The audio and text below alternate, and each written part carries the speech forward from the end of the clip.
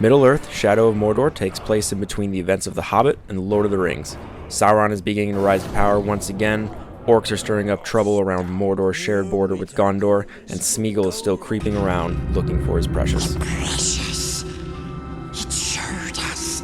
You play as Talion, a ranger who is killed alongside his wife and son while defending Gondor's border from Sauron's minions. But you're soon resurrected from the grave by a 2,000-year-old elven wraith who doesn't remember who he is. The two of you set out into Mordor to exact revenge and uncover the wraith's identity. Unfortunately, this interesting premise never manages to capture much of your attention and isn't very memorable. The story is simply a quest for vengeance against every orc you encounter, all the while helping the wraith recover his memory.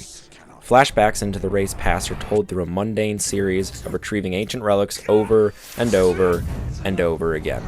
And it quickly becomes boring. Let's go find your precious treasure. The other half of the story is assisting a few characters who, coincidentally enough, want you to kill a whole bunch of orcs for them. In return for your orc slaughtering services, they often help you retrieve yet another relic. What you want does not interest me, Master Dwarf. Even if it leads you to the chisel that belongs with that hammer. Conversations with these characters are brief and only serve to tell you the context of your next fetch quest. I wasn't expecting Talion's story to be as captivating as anything like The Lord of the Rings, but it would have been nice to have experienced a story with something more interesting than just helping strangers kill orcs and constantly arguing with a ghost who doesn't even remember his name. Why would it even matter? Master must remember. To make matters worse, the game's finale is nothing more than an anticlimactic series of button prompts and a confusing ending that leaves you wondering what in the world just happened and why. Thankfully though, the dull story is overshadowed by the incredibly fun combat, a robust network of individually unique enemies, and smart aesthetic designs. The fighting system is a carbon copy of the Batman Arkham series. You fight a gang of enemies while pulling off counterattacks and finishing off those who fall to the ground stunned. But what makes Shadow of Mordor's combat a grade above the competition's is its brutal, almost mesmerizing to watch carnage, and the believable sounds of slicing through orcs and clashing weapons. There are dozens of ways to destroy Sauron's servants, and each is gratifying in its own right. Your sword allows you to tear through hordes of orcs with executions that are devastating, gory, and make Peter Jackson's films look like child's play. Your dagger makes quick work of unsuspecting orcs and those who have fallen down in a fight. If you're feeling especially bloodthirsty, you can even repeatedly shank them because, well, why not? And then there's the bow. Wielded by the Wraith, it is perfect for eliminating targets in quick succession. Time slows down when aiming the bow, letting you put arrows in the heads of several orcs before the first one's body has even hit the ground. Elves of Middle-earth are notorious for being skilled archers, and Shadow of Mordor does an exceptional job at transferring that into great gameplay. To put it bluntly, Shadow of Mordor has the greatest archery gameplay of any video game I've ever played. Talion's skill tree can be completely explored and doesn't force you to choose one branch instead of another.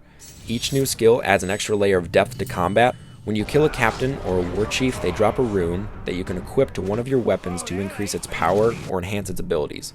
Both of these systems add a great sense of growth to your skill set as you slice your way through the ranks of Mordor's army. All of this amounts to the best hack-and-slash gameplay I've experienced in the last few years. But behind all the fancy swordplay and decapitations is the real star of the game, the Nemesis System. This is the first element of a game released in the last year that is a genuine example of what the new generation of consoles are capable of. Orc society has its own hierarchy, with war chiefs claiming dominion over their various captains, who in turn command their own bands of orcs. They execute one another, ambush rivals, and prove their mettle in challenges. You gain information about these activities by invading their minds via the Wraith and collecting scattered intel around the world. That information is then used to incite riots, assassinate targets, and other means of destroying the army from within. The most impressive aspect of the Nemesis system is that when you're killed, time in the world passes before the Wraith resurrects you. During that time, the orc who killed you will be promoted to a captain, and other captains will continue to fight one another. When you face these enemies again, the passage of time will be apparent. They may be scarred from their previous battle with you, and they will certainly have more orcs under their command. And they will be sure to remind you of your previous failure through their taunting dialogue at the start of the encounter. Whoa, you gotta get back up again, eh? Why don't you just stay dead? The result of the Nemesis system is an army of enemies that is constantly evolving based on the actions you take and how successful you are in combat. It is one of the more fascinating and complex macro management systems I've seen in an action game, and is a perfect example of what innovation from next-gen games should look like. The visual and audio designs do excellent jobs of portraying a Middle-earth that any fan will immediately recognize. While the world is mostly comprised of small camps and old ruins, there are several strongholds that have large buildings, towers, and house dozens of orcs. Cages filled with humans and spiked towers ensure that there's no mistaking these strongholds as being homes for anyone other than the orcs you hunt. The orcs themselves come in all shapes, sizes, and colors. And unlike some games where most enemies look exactly like one another, they're varied enough that you're easily sold on the idea that this is in fact a living army that's always getting new recruits, and each one is different than the last. The wraith that resides within Talion regularly makes his presence known during combat.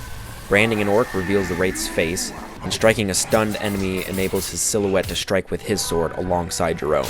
These flashes of blue light serve as a continual reminder that you are possessed by this wraith, and that his abilities greatly enhance your own. Orcs snarl and shout like an angry, violent mob, and the clash of metals and armor, the twang of your bow, and the crunches of pierced skulls give an audible satisfaction to every enemy you strike down.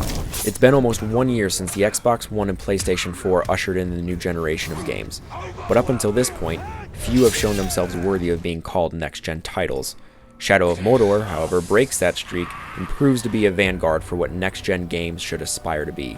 Shadow of Mordor receives a 9 out of 10.